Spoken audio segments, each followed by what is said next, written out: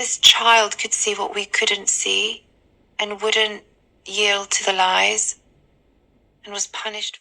Welcome back to Christiana Flourishing, who motivates you with God's word. Many things have been said concerning the late man of God, Prophet T.B. Joshua. Even his wife, Pastor Helen, has been going through a lot to run the ministry.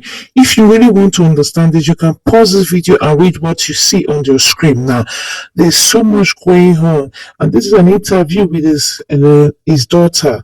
I don't really know if it's his daughter, but please, guys, watch the video today, subscribe to our channel, and pray for those people. But one thing I know, if he wasn't a real man of God, even after his death, he's still trading. May his soul keep resting perfect peace. He doesn't seem to like her very much. Ajoke grew inside the synagogue like an outcast. I think he wanted to keep her a secret. I don't think he wanted anyone to know who she was. The message about Ajoke was that she had terrible evil spirits that needed to be driven out. There was a time in the disciples' meetings, he said that people could beat her. Anyone in the female dormitory could just hit her. And I saw people just walking in, just slapping her as they walked past. Ajoke, little thing, you see somebody slap her. We're talking about years and years of abuse, consistent abuse that wasn't ending. He hated her, and he punished her for being born. Her existence was probably the biggest threat to his reputation. I couldn't even have an identity. That kind of pain cannot be put into words. I felt like, maybe I really don't deserve to be alive. What's her fault? What has that girl done? It pains me. She was still very young that time. Can you imagine how heartless we were? Every time I was beaten up, every time I was humiliated, it just reminded me that there was something wrong with that system. I saw female disciples going up to his room. They were going away for hours.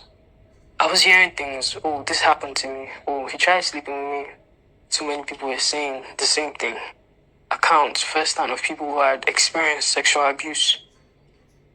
She got to know who he was, and she could not manage it quietly. She escalated it. I couldn't take it anymore. I walked directly into his office and I went off. I shouted at the top of my voice, "Why are you doing all of this? Why are you hurting all of these women? You're using these women. You're sleeping with these women." I had lost every iota of fear for this man. He was shocked. He was beyond shocked, and he couldn't hide it. He tried to, stare me down. Why? I was looking at his eyes.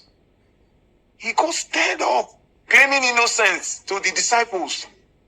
When he's angry, he was the first person that started hitting her. Then other people joined. He was saying, "Can you imagine what she's saying about me?" Even as much as they were hitting her, beating her, she was still saying the same thing she was saying. If you are having an affair with all these women here. She said it plainly to him. Disciples dragged me out of the office. I was put in a room totally isolated from the rest of the church. He would lock her up in a room for months. I'm not telling you weeks, months.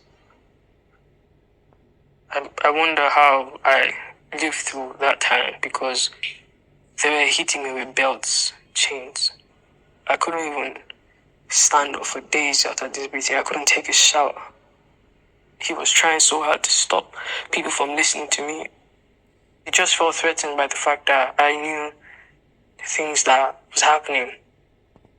Ajoke was bold enough to confront him in front of his disciples. I see her as a hero.